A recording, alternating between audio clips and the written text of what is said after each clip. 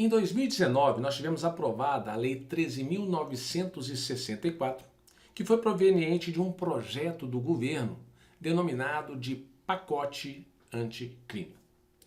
Com essa aprovação pelo Congresso Nacional, o Código Penal sofreu grandes alterações a partir do início da sua vigência, que foi fixada para um prazo de 30 dias após a publicação oficial. Eu vou trazer então para você breves comentários acerca das modificações sofridas pelo Código Penal que pode ser cobrada em sua prova. Não é demais lembrar que toda alteração que não for benéfica se sujeita ao princípio da irretroatividade, só se aplicando aos crimes cometidos após o início da vigência da lei. Vamos lá. A primeira alteração que nós tivemos foi relacionada à legítima defesa. Legítima defesa é a causa excludente de ilicitude que acoberta a conduta de repelir de si mesmo ou de outrem uma injusta agressão, sendo ela atual ou iminente. Nesse caso, há uma injusta agressão a qual torna lícita a conduta que visa neutralizar a agressão de outra pessoa. Como o Estado não pode sempre garantir a segurança dos seus cidadãos, necessita permitir que o cidadão se defenda de agressão injusta. Agora, se não houver outro meio de se salvar, ele pode sim reagir. O Código Penal trata da legítima defesa no artigo 25. E entende-se em legítima defesa quem usa moderadamente dos meios necessários para repelir injusta agressão, atual ou iminente, a direito seu ou de outra pessoa. A Lei 13.694, de 2019, ela inseriu o parágrafo único ao artigo 25 do Código Penal, que você deve conferir. Nesse parágrafo, vai nos dizer o seguinte: observados os requisitos previstos no caput deste artigo, considera-se também em legítima defesa o agente de segurança pública que repele agressão ou risco de agressão à vítima mantida refém durante a prática de crimes. Você vai perceber que o legislador buscou destacar uma situação por razões eminentemente políticas, que já estava obviamente abrangida pela legítima defesa, que se configura justamente quando há necessidade de se repelir injusta agressão, seja atual ou iminente, a um direito de outra pessoa. Então essa foi a alteração. Nós tivemos outra alteração, que é a execução da pena de multa. A atual redação ela foi dada pela Lei 13.694, em 24 de dezembro de 2019, que passou a prever a competência do juízo da execução penal. Aí fica a diferença.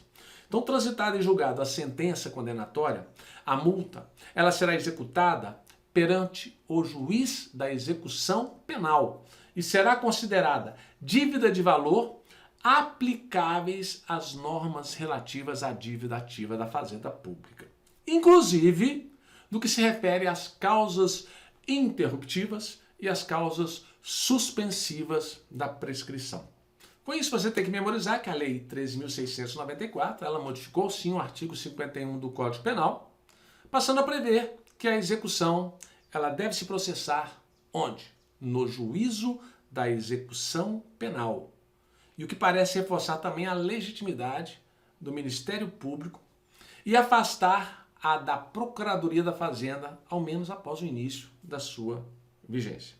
Vamos falar agora de outra alteração, que foi o limite de cumprimento de pena. As penas de reclusão e detenção, elas possuem um limite que está estabelecido lá no artigo 75 do Código Penal. E esse artigo 75 falava que o tempo de cumprimento das penas privativas de liberdade não poderiam ser superior a 30 anos. Com a alteração pela lei do pacote anticrime, passou esse prazo para 40 anos.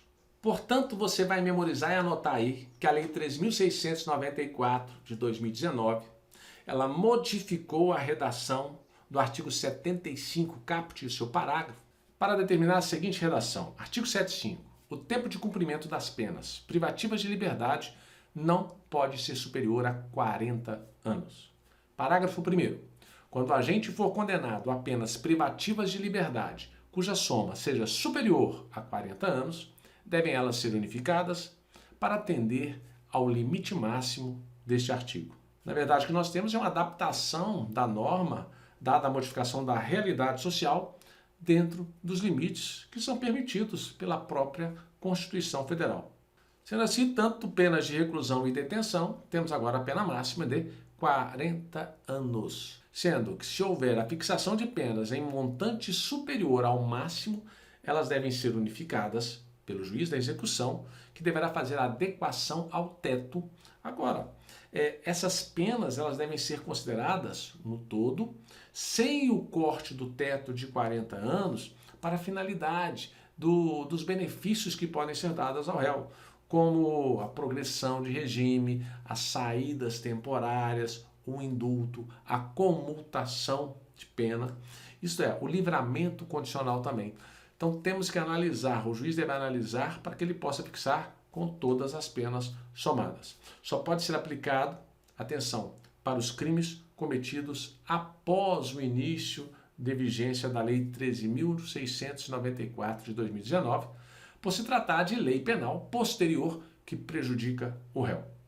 Próximo vídeo, passaremos a falar sobre o livramento condicional, que foi uma alteração também pelo pacote anticrime. Até o próximo.